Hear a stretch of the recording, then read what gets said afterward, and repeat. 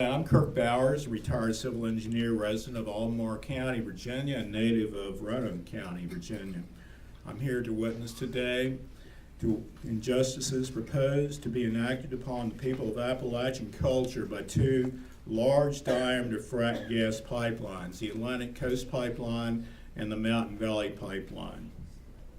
I believe we are profoundly connected to the land and culture and stories of our ancestors in ways we don't fully realize. Their experiences, their sorrows and joys are knit into our bones, woven into the fabric of our very bodies.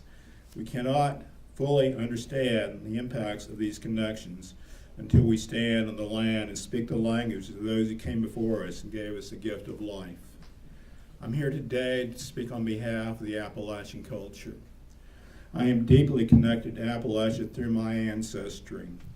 The first of my ancestors came to Jamestown in 1622, were among the first settlers of Appalachia in the early 1700s. Appalachia is a region whose geographical boundaries exist not because of any legal boundaries, but because of the shared history, culture, and environment of mountain people in eastern North America. The land is rich. Our remaining mountains are home to one of the most biologically diverse regions on the planet. I want to show you a quick picture of what a pipeline corridor looks like. This is Giles County, Virginia. This pipeline was a 12-inch pipeline built several years ago. That's just an outline of a smaller pipe to give you an idea of the magnitude. The Appalachian region, whilst abundant in natural resources and rich in potential, lags behind the rest of the nation. Its people have not shared in the nation's prosperity. Appalachia has long struggled and been associated with poverty. There is a pervasive sense in Appalachian communities that the region is considered a national sacrifice zone for corporate interest. Logging and big coal have plundered thousands of acres of land, ripped the tops off of hundreds of mountains, extracted the land's wealth, poisoned its streams and rivers, and left the people destitute. This is Bent Mountain, Roanoke County. I grew up just across the valley. You can see all the towers and the overhead wires, the transmission lines that run through our mountains already. This is what we looked at every day when I woke up in the mornings. Now we have two proposed frac gas pipelines that would cross our mountains, streams, forests, and rural Appalachian communities. These pipelines fragment our forest and permanently scar the landscape, our mountains, and disrupt our communities. They are being imposed upon people and communities as part of a corporate scheme to continue the exploitation of rural communities in Appalachia. These pipelines pass through the communities. They provide no service at all. They just strictly pass through.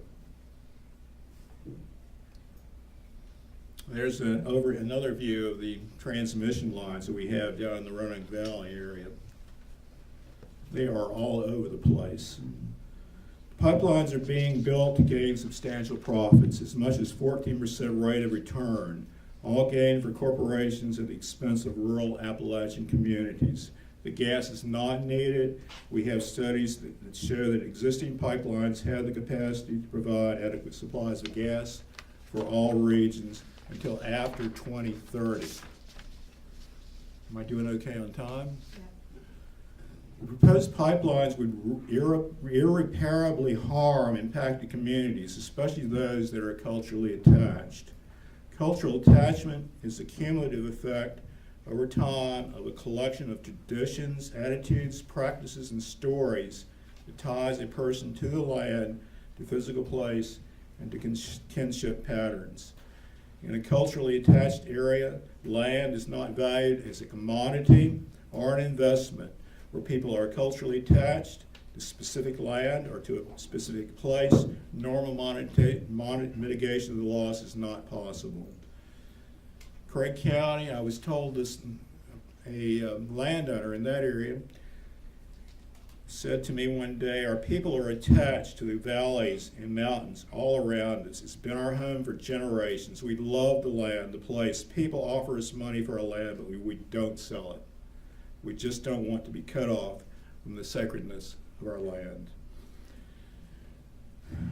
We're concerned that FERC did not do an adequate analysis of the cultural attachment issues. In fact, they did some kind of agreement where they only looked at the cultural attachment issues in the Forest Service boundaries, and nobody lives in the Forest Service, so that was kind of ludicrous.